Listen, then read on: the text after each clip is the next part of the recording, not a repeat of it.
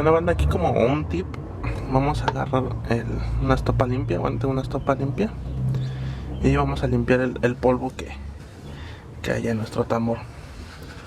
Este polvo, vean, le salió un buen. Este polvo es cuando se desgasta la balata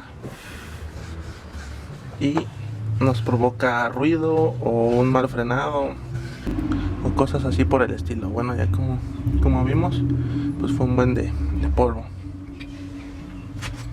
Bueno, ahora vamos a agarrar nuestros resortes, están viendo hacia arriba.